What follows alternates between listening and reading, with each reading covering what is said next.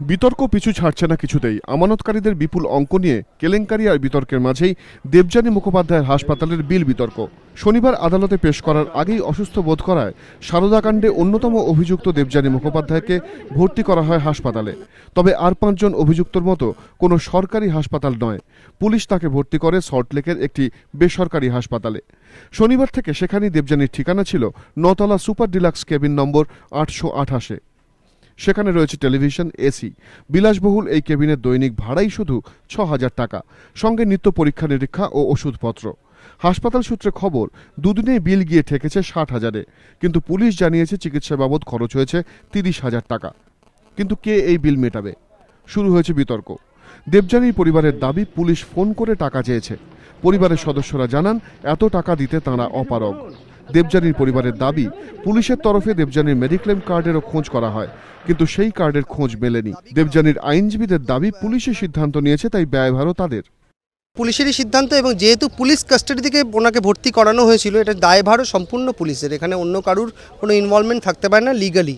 পরিবারকে জানানো হয় ভর্তি করানোর পরে, এবং পরিবার তার আগে জানতে পারেন না। আমরাও পরিবারের কাছ থেকে যখন জানতে পারি তখন উনি অ্যাডমিট হয়ে গেছেন। তারপরে ওনাকে কমিউনিকেট করা হয়, পরিবারের লোককে কমিউনিকেট করা হয়। সেখান থেকে আমরা জানতে পারি যে উনি হসপিটালে অ্যাডমিটেড হয়েছেন। শেষমেশ হাসপাতাল সূত্রে খবর, পুলিশ বলেছে তারাই বিল মেটাবে, কিন্তু বিল ঘিরে এই জটিলতা উস্কে দিয়েছে এক নতুন বিতর্ক। উঠছে একাধিক প্রশ্ন। গ্রেফতারের পর কোনো অভিযুক্ত অসুস্থ হয়ে পড়লে চিকিৎসার জন্য তাদের নিয়ে যাওয়া হয় সরকারি হাসপাতালে, কিন্তু এক্ষেত্রে ব্যতিক্রম হলো কেন? তাহলে কি সরকারি হাসপাতালের পরিকাঠামোতে পুলিশই আস্থা হারিয়েছে? বিধাননগর কমিশনারেটের তরফে জানানো হয়েছে, সরকারি হাসপাতালে ওয়ার্ডের নিরাপত্তায় বিঘ্ন করতে পারত, তাই সেই ঝুঁকি না নিয়ে নিরাপত্তার স্বার্থেই দেবযানীকে বেসরকারি হাসপাতালে ভর্তি করা হয়।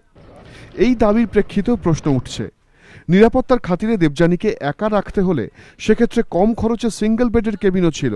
সেসব এড়িয়ে সোজা সুপার ডিলাক্স কেন? এক অভিযুক্তের কার্যত ভিআইপি মর্যাদায় এত ব্যয়বহুল চিকিৎসার পিছনে পুলিশের কি উদ্দেশ্য থাকতে পারে? প্রশ্ন উঠছে, অভিযুক্তদের চিকিৎসার ক্ষেত্রে পুলিশ যে টাকা দিয়ে বিল মেটায় তা মানুষের করের টাকা, কিন্তু লক্ষ লক্ষ মানুষকে প্রতারণার অভিযোগ যার বিরুদ্ধে, সেই দেবযানীর বেসরকারি হাসপাতালে চিকিৎসার বিল মানুষের করের টাকা দিয়ে মেটানো হবে কেন? সেই প্রশ্ন জোরালো হচ্ছে।